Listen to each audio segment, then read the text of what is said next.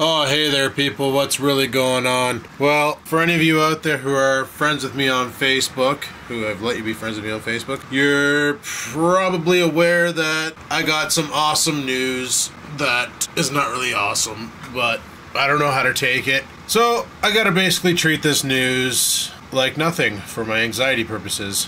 But anyway, we found out yesterday that the government sold the company I work for to Bell. That's right, to Bell Canada, or Bell Alliant, whatever they want to call themselves. Company sold. So, what does that mean for me? Well, we got 3 months at least, because if the company wants to shut us down and fucking give us the boot, they gotta wait 3 months before they can do that, due to the union protocol.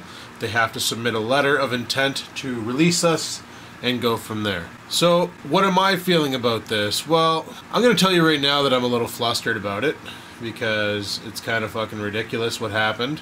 On Thursday, there was a group of politicians that went to the North Bay bus terminal, our bus terminal, or bus garage I should say, and went, we have a long-term plan for sustainability for the ONTC. Don't worry guys, your jobs will be safe, everything will be going good, the divestiture will be thrown off the table, blah blah blah. What we didn't realize was when he mentioned the ONTC, he had nothing about Ontario in his agenda. He didn't give a flying fart about us. All he cared about was the ONTC, the trains, the buses, the refurbishment department, and Screw Communications. Yesterday we come into the office, they had a meeting, they were called into a meeting yesterday at 10:30 in the morning by El Presidente of Ontario, which is the company I worked for, to notify us that the company has been sold. And there was no discussion on costs and price and anything of how much they sold it for,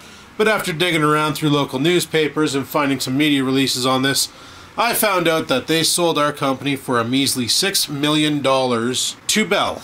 Now, one of two things can happen here. Either A, Bell keeps us all running, and I could see pay cuts happening because I've never seen Bell Techs make as much as we do, but they could keep us all running and move the Bell help desk for all of whatever into our department. Basically, merge everybody into Ontario and go from there. Or B, they could say, well, we already got a working help desk in Montreal, even though it's pretty expensive to operate in Montreal. We already have an established help desk there. If anybody wants a job, you can either A, move to Montreal, or B, get the fuck out of here. So, right now, I'm not allowed to panic. I can't panic about this.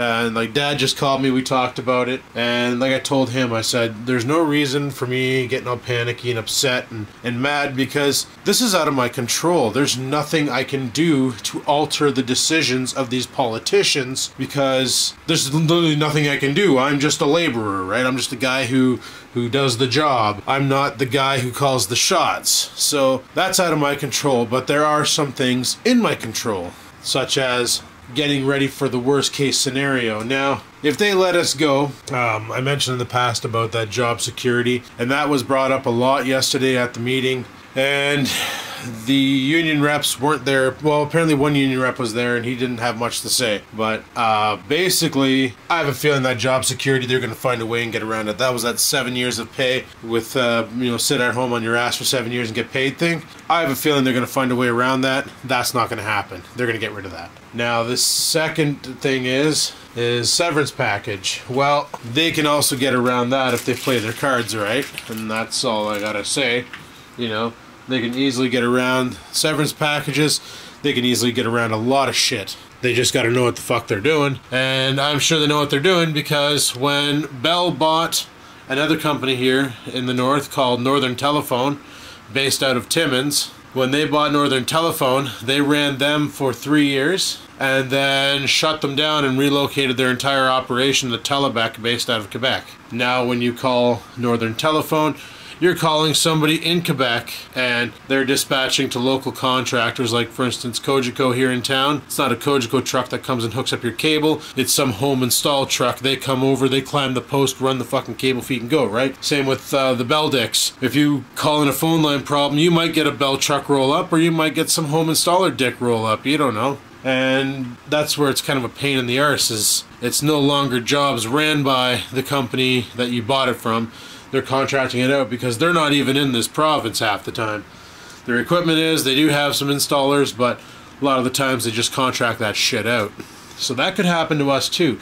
We could all lose our jobs and they could just fucking FedEx the whole operation off to Montreal. So that means that in the very near future, people, shit could get really interesting for me in the job front. You know, kind of sucks that I own this house that I'm walking around in, because if it was just an apartment that I was renting, it'd be simple to say, fuck it, pack up and bail, you know? But that's not the case right now. That's not the case. But speaking of cases, because it's out of my control, I'm thinking about saying fuck it, going to the grocery store, getting some meat, doing a barbecue tonight because I haven't done one of those in a while. I'm going to try and break into the garage too because it flooded out and ice built up and the door's probably dicked, but we'll kick down the door if we have to. Get in there, fire up the queue, have some barbecue tonight because that sounds like a plan. And I want to get a case of beer because I feel like having a couple drinks tonight and fucking taking the edge off. But yeah, shit's pretty dicked. Nothing we can do about it though. That's the thing. There's not a single thing we can do about it except for deal. Except for deal. That's the only thing we can do about it is deal. Wait and see what's going to happen. I'll keep you guys updated on the videos for those of you that actually, you know, want to know about it. There's always the plan of going down to London, moving down there, being closer to Bloke and the boys, and there's definitely a lot more job opportunities down there. I looked on the job bank last night and like, holy fuck. If you're a computer dick like me and you need a job, London has jobs galore. Not worried about it. I could walk down there and easily get a job doing what I was doing here. The pay won't be as much, but I'm sure my experience would net me something, because I got like 13 years in a help desk environment with customer service. I know how to talk to customers. I know how to fix shit over the phone. I know how to visualize and win. So doing that kind of job again, not a problem. But then I asked myself, I'm like, do I want to do that kind of job? Maybe I want to do something more. Like, maybe I'd rather be like balls deep in the hardware and fucking really diagnosing and really doing some hard work and, you know, being like an IT guy. I'd rather not be on the phones talking to customers and fixing shit. I'd rather be the guy who fixes the people who talk on the phones shit, you know? Like be like IT at work right now, where if we have a problem with the computer, even though I tend to fix my own computer and they get mad at me for it because I'm taking away their job, but they're not unionized, so they can't grieve me. But when my computer's broken, I'll diagnose and fix it myself. Meanwhile, we're supposed to cut a ticket to IT and stuff. But I'm like, fuck that nonsense. I can do it myself. I know what I'm doing. Fix the shit and then carry on with my job, which makes me a little bit more efficient. But if the union was unionized, they could have grieved the shit out of me for stealing away their job. But whatevs, not a big deal. But like I said, I'm going to take a run to the grocery store, go pick up some meat and stuff. And I'm probably going to make that on a different video, because this one here is basically explaining the situation with the job front. That shit's about to get really interesting. And we're just going to roll with it, people. We're just going to fucking roll with it, you know? We can't really worry about it because it's out of our hands. But I don't plan on friggin' laying down and dying. I plan on pushing forward with whatever comes up, hammering down through it, and friggin' making something, you know? We're gonna go. We're gonna give her full steam ahead, you know? Laying a course to success, warp 10, engage. No fucks to be given, people. We got to do this. So hopefully you enjoyed this vlog of me walking around my room talking about the current job situation. You know, it's only been 2 years since we were notified that we're being for sale. Now, 2 years later, we finally find out what's happening and we're sold. Fuck shit, piss cock balls. But anyway, people, hopefully you enjoyed this video. Wasn't exactly the best news to bring to the table, but news is news, and it's the way she goes. So until next time, people, keep on vlogging.